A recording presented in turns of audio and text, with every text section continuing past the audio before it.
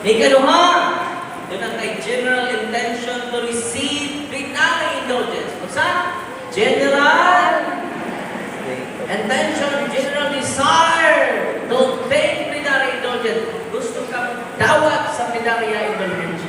Kung to? Ikaduha, general intention to obtain plenary indulgence. Nasabtan. Basta ito na. Ikaduha, general intention to obtain. Ikatulo, buhaton nimo ang ipabuhat sa man. Kinaghan man Pupili lang ka. Ikatulo, buhaton nimo ang ipabuhat sa simbahan. Atong i-mention doon yan. Basta mo na siya kondisyon. Una, state of grace, general intention to obtain plenary indulgence. Buhaton nimo ang ipabuhat sa simbahan kay siya mo dispenser of indulgence. Muna na, masahon, usa na siya ka-pilgrim church. Hindi, abutin nyo na yung simba mo, you can receive plenary indulgence.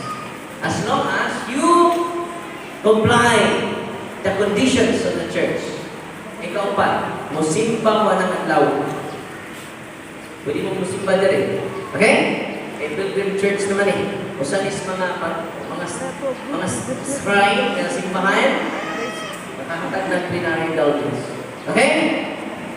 Musimba mo. Ikalima, mo kalawat mo sa bililhon nga lawas ni Kristo. Ikaunom o katapusan. Naminaw mo? No. Ikaunom o katapusan. Inyong i-appeal sa inyong intensyon, ang intensyon sa Papa. Mga chico mo sa mga namo, mag-imay ka Maria, kumaya samahan. O, ito mo ako. Unsay balik na si katulo, unsay iba buhat sa simbahan. Mag-devote mo, kanan mo kadadlaw mo magkadawat ng plenary indulgence, ato sa Adoration Chapel, 30 minutes. Kung bisita mo sa Adoration Chapel, 30 minutes, makadawat ko ba plenary indulgence. As long as, itong mga conditions imo at follow. Nasamtan.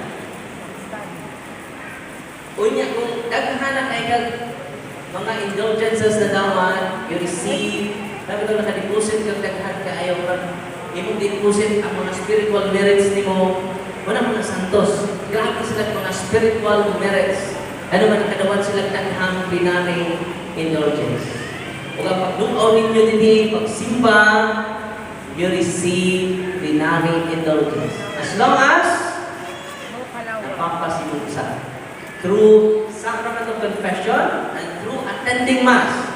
Attending of Misa, tanang binyang saints ni mo, napapas. Nanos ang mapapas, ang gagmay sa imo, panahon nga wak malit sa sa to? Di malit. Nasabta ng ninyo, anong di ka malit? Amen? Nagkaroon, muna, you can enjoy plenary indulgence. Sa mga ipabot simbahan, pwede ang tibok pamilya mag-rosaryo. Sud sa simbahan, ang ilang desire to obtain plenary indulgence na magbisa ng tibok pamilya, they can receive, not only you, but all family members. Receive plenary indulgence. Nalipay mo ba? Nalipay. Kaya na mag-rosaryo mo, na ipabuhat si man, mag-rosaryo mo, magbasa mo Biblia 30 minutes every day, you receive plenary indulgence. As long as state of grace, general intention to obtain plenary indulgence, di mo buhaton ang ipabuhat simbahan, musimba ka, magkalawat ka, o imong i-appeal ang intention sa Papa. Kung sa to, kung sa kamanamo, kung sa kamahimay ka Maria, kung sa kahimaya samahan, o ito ako. Nasabtan, nakuha, mag-exam na taron. Nalipay mo ron.